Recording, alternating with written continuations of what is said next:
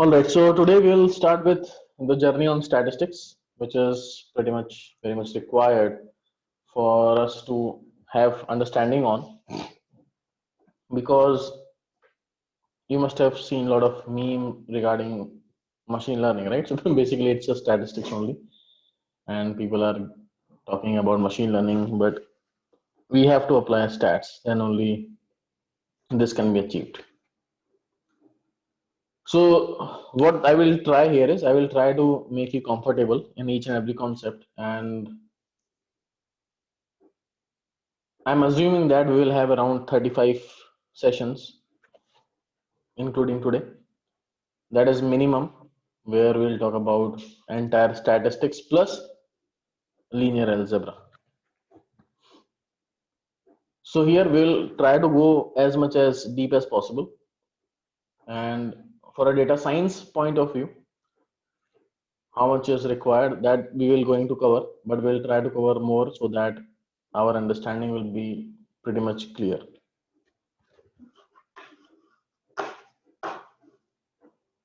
So let's get started. So first of all, we have to understand how many different types of data we have, right?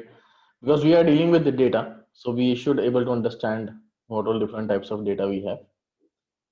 So here is a simple table, or I can say flow chart, which will help me understand different types of data which we have. So first of all, I will broadly classify the data into qualitative and quantitative data. Qualitative data is nothing but the data where I am talking about the categories, and quantitative data is nothing but when I'm talking about the numbers. Now here in qualitative data, we have three main types of segregation. One is nominal, second is ordinal, and third is binary. And in your data, when you are going to solve your data science problem, you will get this type of data set, data columns. Nominal is something like I would say gender, maybe state, maybe category.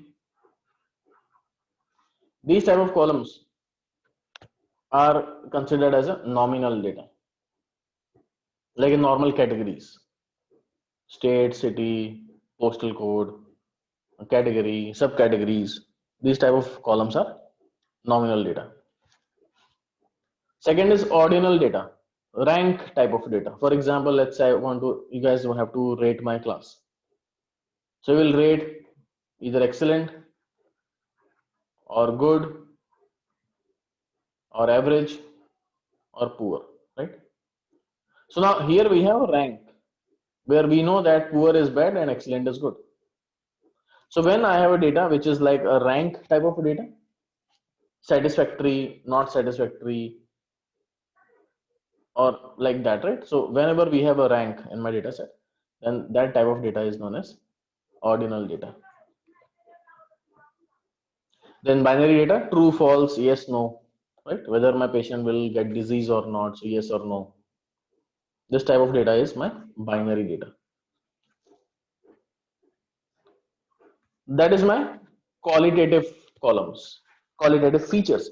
Now we'll start talking about columns as features, right? So that will be more naming as a data science concept. So when we are having a data where I have, let's say, name, gender, age, and salary.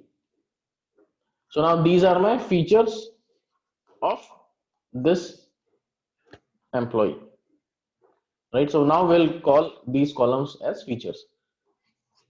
So gender is one feature, age is one feature, and salary is one feature. Okay. Same way we have quantitative data as well, where I have quantity. In quantity, we have two options, right? One is discrete, second is continuous. Discrete is like when we have a proper integer without decimal. For example, let's say I want to purchase 10 pen right? I cannot say I want to purchase 10.5 pen, right? I will say, okay, I want to purchase 12.5 liter of milk, which is fine, possible. But here I cannot say that, okay, I want to purchase 10.5 books or 10.5 notebooks. No. So when we have a proper integer type of data, then that is a discrete. And when we have a decimal type of data, then it's a continuous. So these are my main types of data which you will find everywhere, right? If you see the data, if you remember the tips data which we discussed, in that also we have tips, total bill, right? Then we had gender, we had smoker, true or false, right? Then we had day, then we had size. Those are like different columns I have, and you can relate all these columns in these. You will find those columns in this category.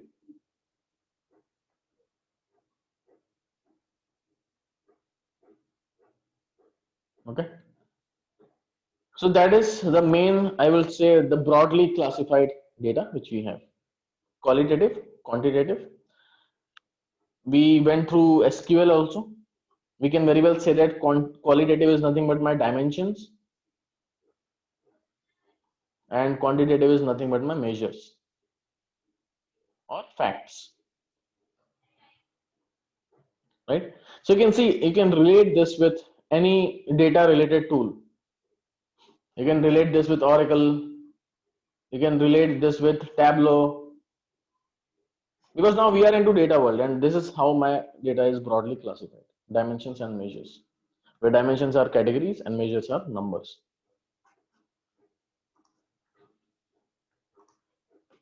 Now, how we analyze the data? So some of the analysis technique, for example, let's say here is my data set.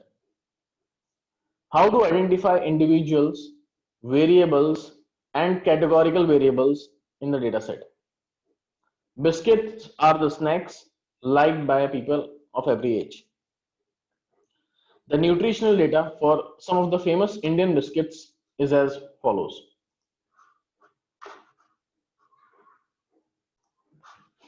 Now here we have the biscuits. So these biscuits are basically individuals. These are my individuals. And here we have the type. Type looks like a category, qualitative data, or I can say a dimension or a category, where I have sweet and salty, salty and sweet. There are three categories out there. Calories is my quantitative data. It's giving me the quantity, 16 calories, 15 calories, 23 calories, and so on. And this is also quantitative data. It's giving me how many carbs we have, right? 2 mg or 2 gram, whatever it is, whatever the unit is. 1.8685. So here they are asking that identify the individual. So this is my individual. Identify the variables. So these are the variables: 1, 2, 3, and categorical variable. So we have only one categorical variable, that is type of the biscuit, whether it is sweet, salty, or sweet and not salty. Now based on that, we have the question out here. Here is the biscuits, and this is my first question. The individuals in this data set are biscuits, right? Individuals in this data sets are biscuit, because we are talking about biscuits. So these are individuals. Then the data set consists of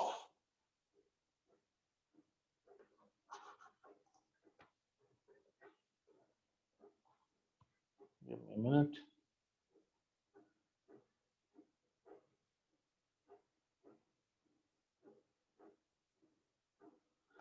Data set consists of,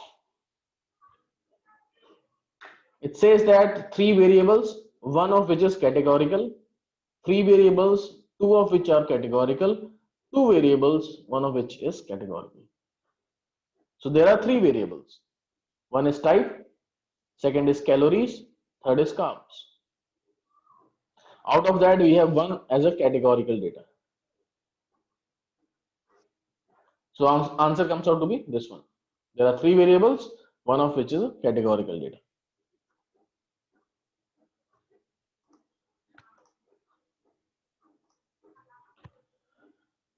In past, like when the techniques were not there, people are very much, the machines were not there, and at the time of when the humans came in the world, they had their own method to count the values, and again it evolved over the period of time.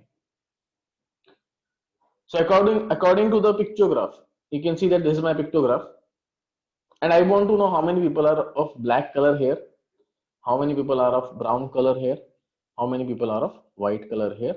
So I'm getting this star, and there's a meaning of a star. Star means actually two people. So earlier, like when machines were not there, we want to see the data by, like, I don't want to capture each and every information minutely, so I will make it a symbol, and then we can analyze that, right? So this is a symbol, this is a picture from where I am able to understand how many records are there. One star means two people. That means here I have 1, 2, 3, 4, 5 stars are there. So total number of black hair guys are, or maybe people are 10. There are 10 people with black hair. Same way here, 1, 2, 3, 4, 5, 6, 7, 8, 9. So 9 into 2 is 18. So there are 18 people with brown hair. Same way here also, 1, 2, 3, 4, 5, 6, 7. There are 14 people with white hair. So obviously these days we are not doing all these things. We have a lot of machines available with us. A lot of calculations can be done with the Excels, Pythons, and various different softwares. So we don't require all these stuffs now, but earlier people are used to do this type of collection of the data, right?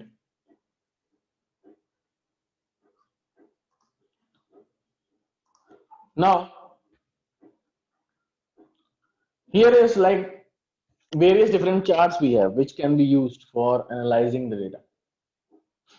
We have bar charts, we have pie charts, which is giving me some understanding how my data is. And we had a discussion about this in the data visualization course, right? In Seaborn and Matplotlib. So here you can see that this is giving me a plot which says that based on the data below, which country's death count due to coronavirus has increased the most between 30th March and 29th June. Now here obviously you can see that when, so this gray one is my 30th March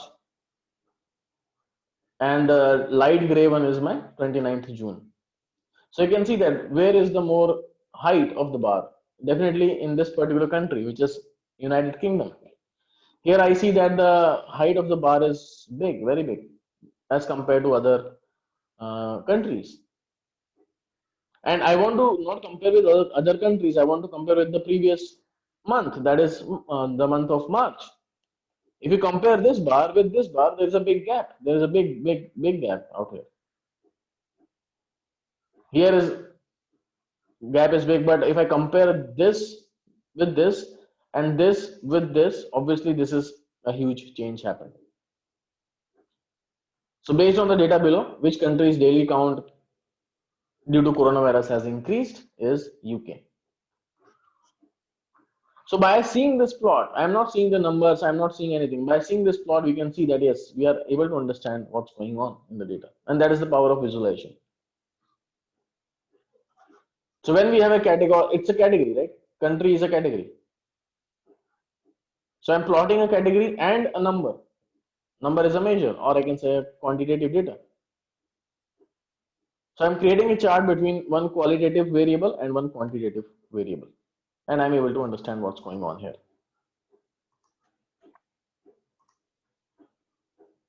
This is one more example.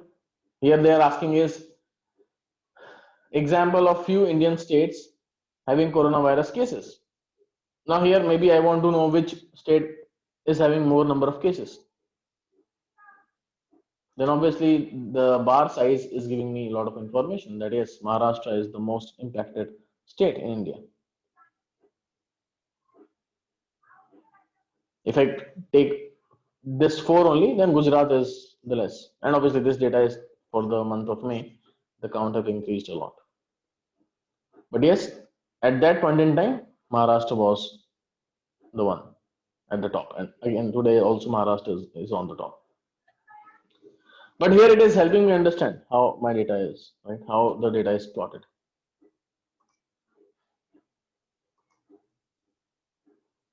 Now, based on the data, based on the data which I have, some questions are there. Reading the bar chart, they are asking that along with the central tendency. So now we will discuss about central tendency, but we had a brief understanding about that. So central tendency, like measure of central tendency,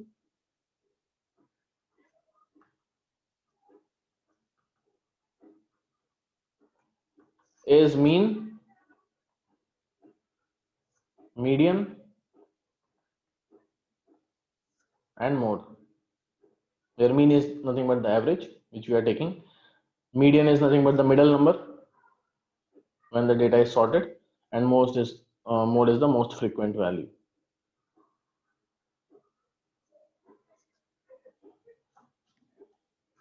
Right? We'll have a discussion. We'll take some data and we'll play around with that in the next session. But here you can see that this is my data set where I have 4 students, Pooja, Ritu, Arav, and Yug. And here is the marks in the half yearly exam. Here is the marks in the final exam. Now what I'm looking for is, this is my first question which we have to solve using the data which we are able to see here. What was the median percentage for the half yearly exam? All right. So we need to find what is the median percentage. That means the middle number for the half yearly exam. So that means I want to take care of this dark gray color. So this girl got the lowest marks and these two guys or folks got the highest marks. The lowest marks is 70. Then this marks, which is nothing but 80. This marks is 90 and this marks is 90 also. So 90, 90. Now here my data is sorted, ascending order. I will take the middle two value, that is 80 plus 90 divided by 2, that is 85. So to answer this question, what was the median percentage for the half yearly exam is 85.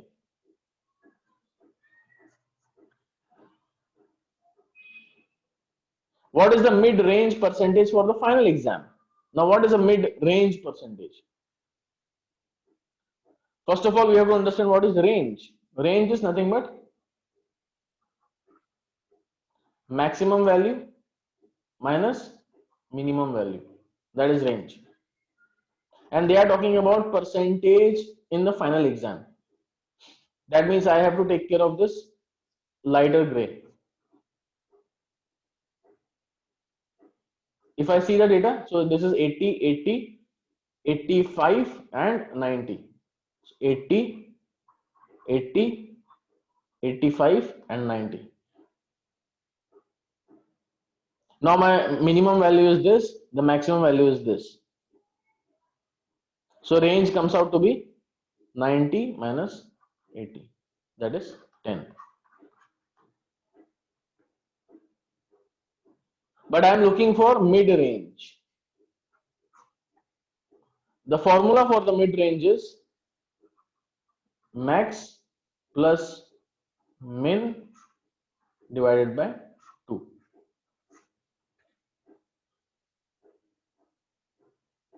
So my max marks is 90, min marks is 80. That comes out to be 170, 170 by 2. So here the answer is 170 by 2. That is nothing but 85, I guess.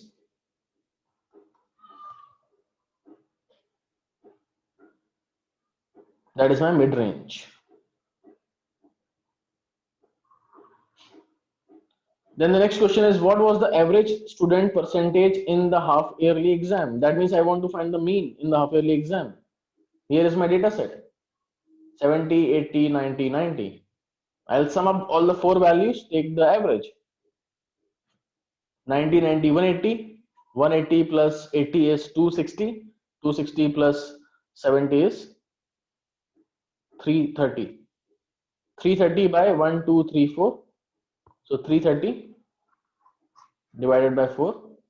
So 8, 1, 0, 2, 82.5. So the answer for this particular question is 82.5.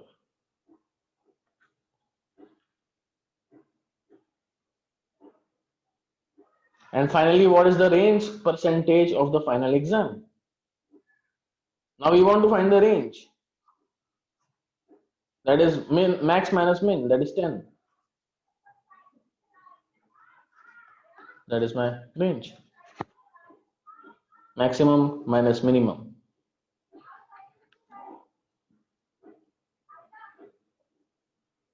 So that is how you will be able to calculate some of the basic understanding of a numerical data by seeing the plots. You get an idea, brief idea that how things are, how my data is there, like how things are going on in my data set. By seeing this data, I can say that people are doing good in the exam. All are getting at least 70, 80 plus marks. And we are getting some detailed insights from here also.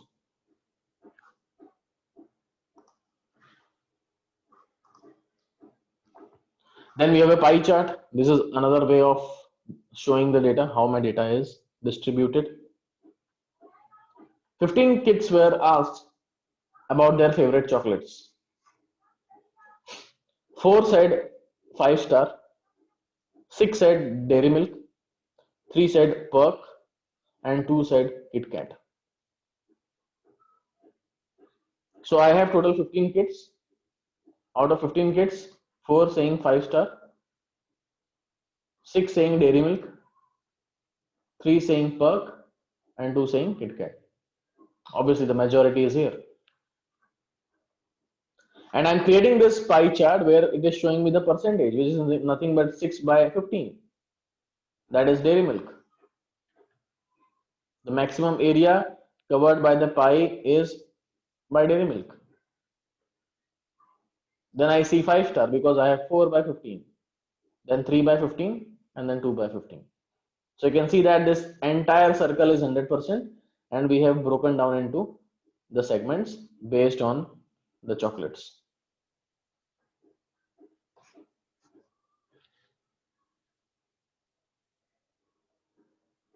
So it is something like a composition. I have the data and I have to break that data into smaller percentages where the sum of all will become 100%. For example, I want to know what is the sales going on in my different region. Right, so sum of all the sales will be 100%. But again, this will have different values altogether. So that can be plotted using pie chart. So here we are talking about how we can actually analyze a categorical data using the different plots. And again, we had a discussion about that in the visualizations, but here as it's a part of statistics as well, so we have to again go through that.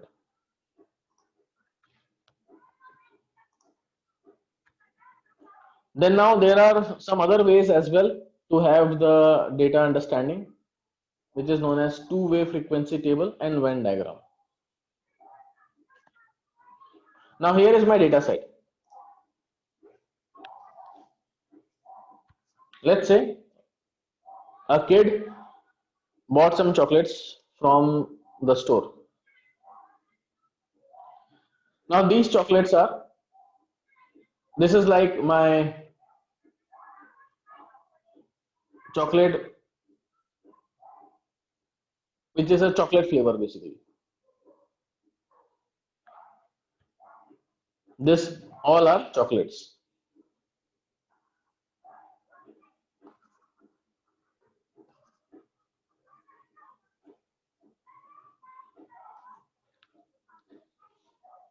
Here you can see that we have C. That means it's a coconut chocolate. Coconut plus chocolate. So it is coconut plus chocolate. This is also coconut plus chocolate. This is also coconut plus chocolate. This is only coconut. There is no chocolate there. Just a coconut toffee, right? No chocolate flavor.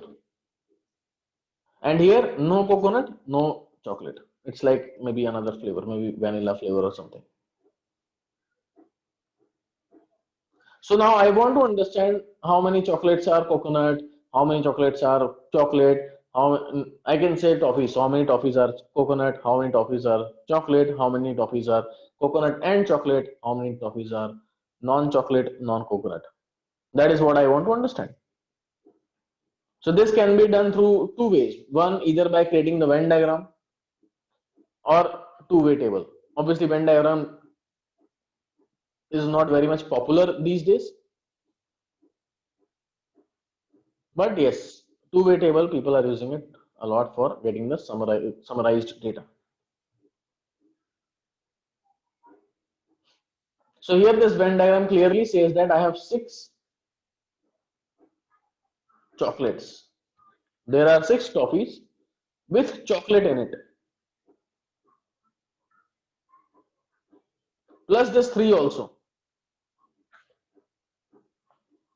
So 6 are chocolates plus 3, which consists of chocolates, total 9. So if you see here, 1, 2, 3, 4, 5, 6, 7, 8, 9. There are 9 toffees which consist of chocolate. Out of that, 6 are only chocolate. This 3 is common with this part. This part is a coconut part. So there are 4 toffees, 3 plus 1 consist of coconut also. So you can see 1, 2, 3, 4. There are 4 toffees which are coconut.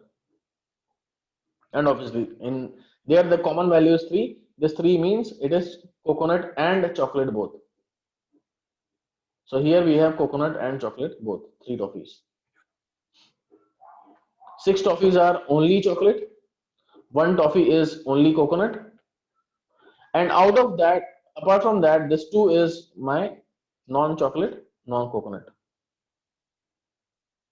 So this Venn diagram is showing me about how my data is distributed.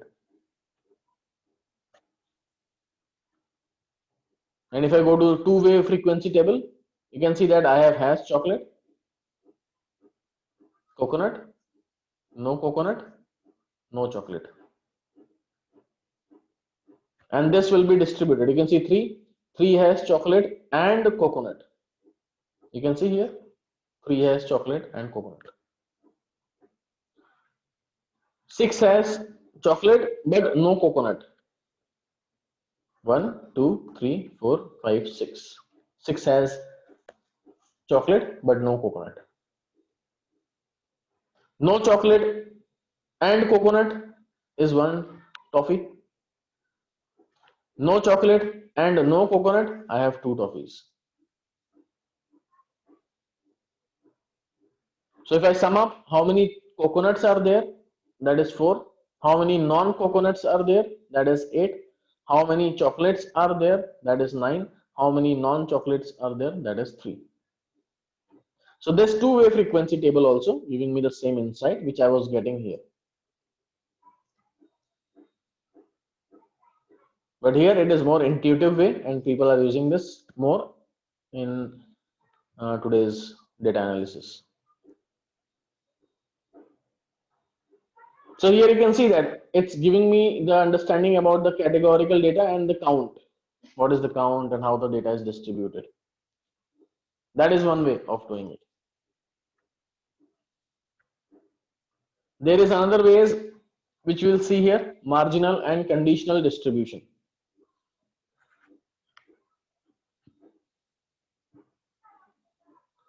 Let's try to understand this data. So basically this is my data set showing that how much time are you spending, based on that how much score you are getting in the exam. So there are people who are spending 0 to 20 minutes. They are studying 0 to 20 minutes and they are getting this much of marks. You can see that majority of the people are getting less marks only. 21 to 40, there are people who are like getting different range of the marks. Here the marks range are 80 to 100, 60 to 79, 40 to 59, and so on. So now from here it is clearly showing me the data set, how the data is distributed. If someone will ask me that how many people are getting 60 to 79 marks when they are studying more than 60 hours. So we can see that I am looking for 60 to 79 marks studying more than 60 hours. There are 10 records. That means there are 10 students who are studying more than 60 hours and getting 60 to 79 marks. Let's say I want to understand who is like very intelligent student in the class. Maybe the student who is like studying less but getting good marks. Let's assume that. Maybe he is cheating or all, but let's assume that maybe he is studying very less and getting good marks. So maybe I can say this guy studying 20 to 40 hours and getting 80 to 100 marks. Like he is studying very less number of hours but getting good marks.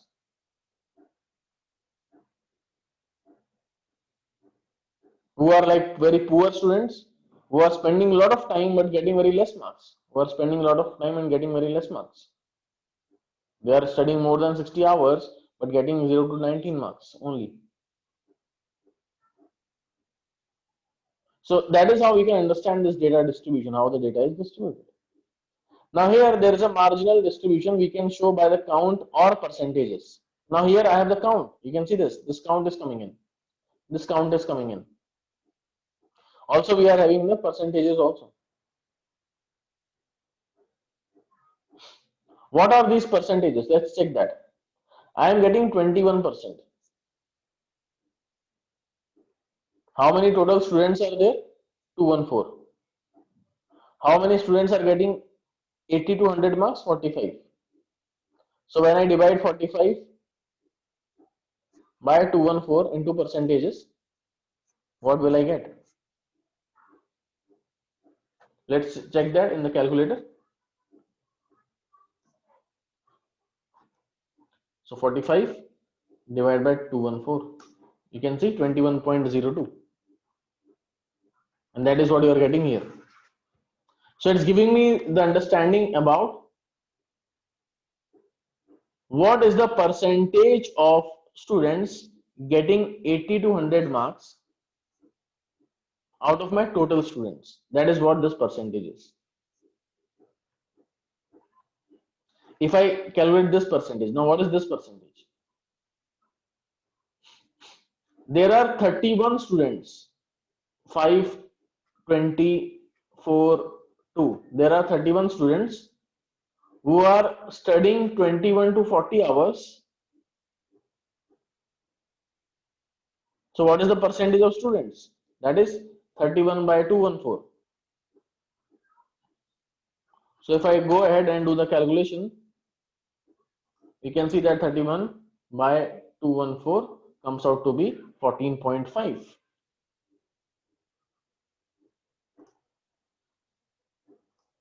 Right?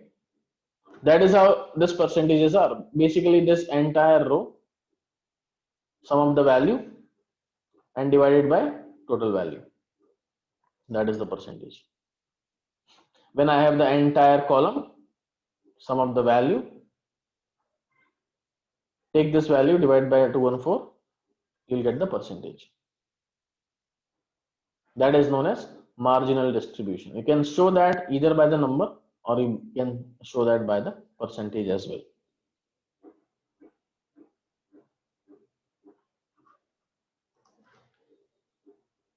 There is one more way which is known as conditional distribution. Now what is conditional distribution? I have some conditions. How many students are getting 80 to 100 marks when they are studying 41 to 60 hours? So it's a condition, right? I want to know how many people are getting 80 to 100 hours when they are studying 41 to 60 hours. Conditional distribution. So 20 by, I'll take only this value. 20 by 90. What is that?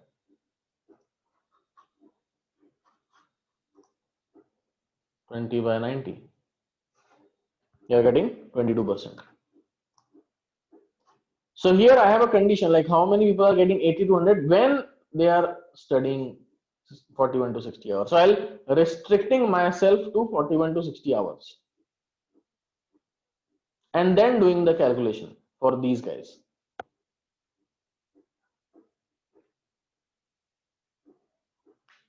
And it can be shown in percentage only, right?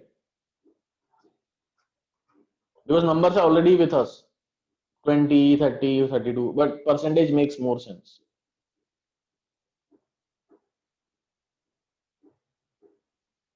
So that is my conditional distribution.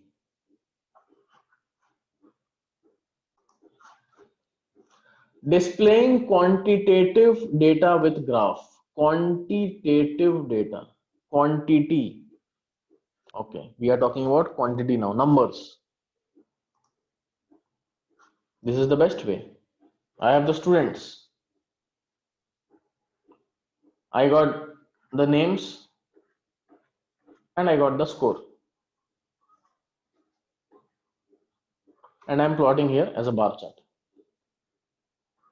where I have x-axis the names and the y-axis as score.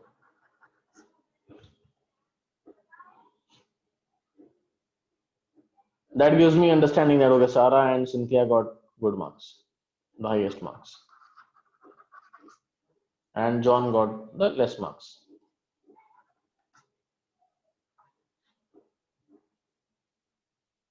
Or I can have this type of dot plot as well, where I have the dots giving me the understanding that where is the majority. You can see that here I have more number of people. So if I try to create a bell curve type of thing, you can see that it is like this, how it will look like. It's like what? It's a distribution only, right? How the data is distributed.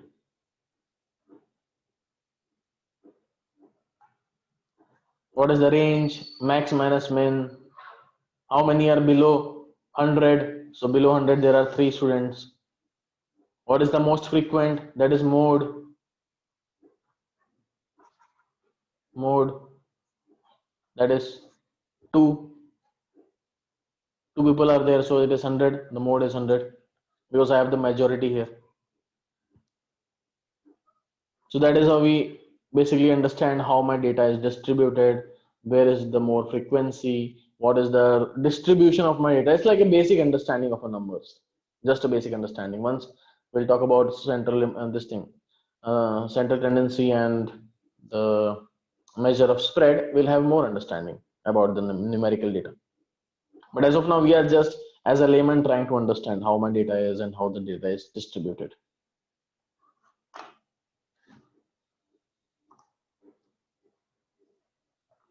Now here is one more interesting data we have, and this can be plotted a lot many ways. Let's try to understand here. Here is the age of my students in the class. They have 5, 7, 9, 5, 7, 5, 9, 11, 12, and so on.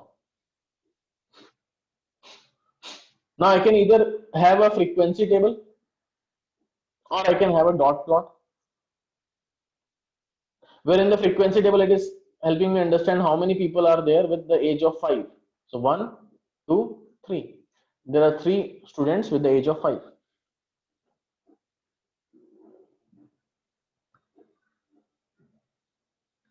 How many with the age of 6? There are no students with the age of 6, so you can see 0 coming in here. How many with 7? So there is one guy with 7, and so on, right? We just count the number of value and we can put that in a frequency. We used to do in our school days also, right? That okay, I have 1, 2, 3, 4, 5 people, and then cut. This is one set, then 1, 2, 3, 4, 5. Second set, 1, 2, 3, 4, 5. Third set, like that. We used to put in a category. Same way here also. I have 3 people with 5, 3 people with 9, and then 2 people for 11, 12, and 13, 11, 10, and 13, and 1 for 7 and 12. So here I understand like where is the more data or where is the majority. I'll get a range also. What is the highest value? The highest value I have is 13. What is the lowest value? The lowest value I have is 5. I'll subtract. It will help me understand that how the range is. What is the minimum value? What is the maximum value? What is the range?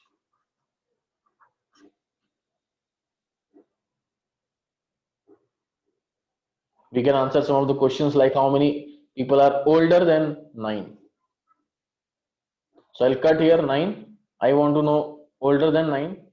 I'll count here 1, 2, 3, 4, 5, 6, 7. There are 7 people who are older than 9 years.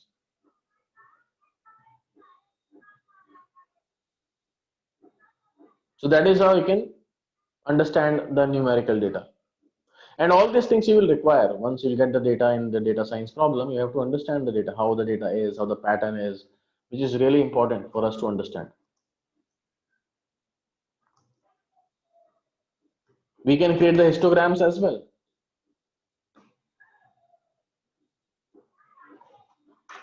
Now this is what we normally do. We normally don't create dot plots. We normally create histograms. So here is my data set 5, 7, 25, 19, 31, 42, and so on. I will first see here, this is my frequency table, which is we already aware of now, that it will create a bin. It's a bucket. So basically I'm creating a bucket of 0 to 9. So how many students are there falling between 0 to 9 years of age?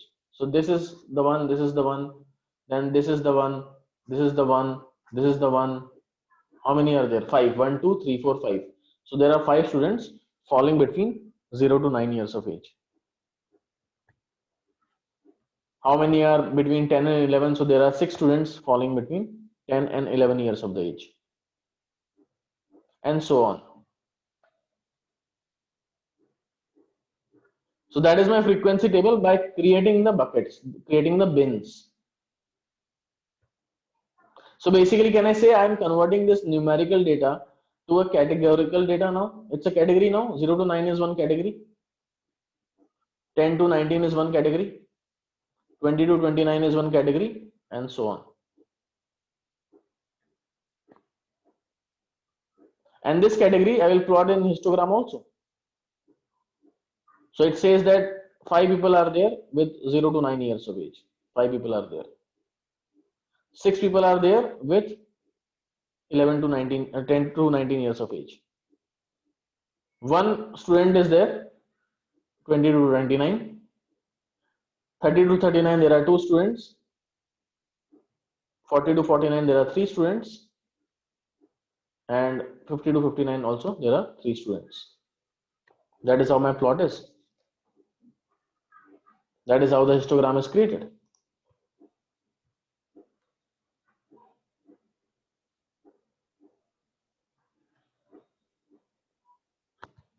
Right? So it is helping me understand how my data is distributed based on the different age groups.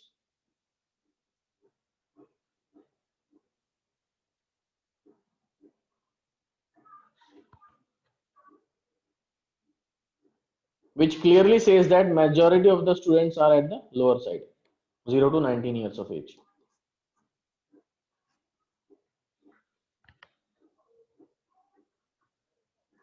So you can see that I'm getting a lot of information from the data set.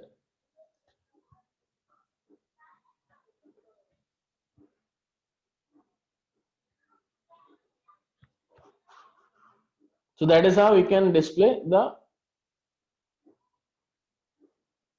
quantitative data with the visuals.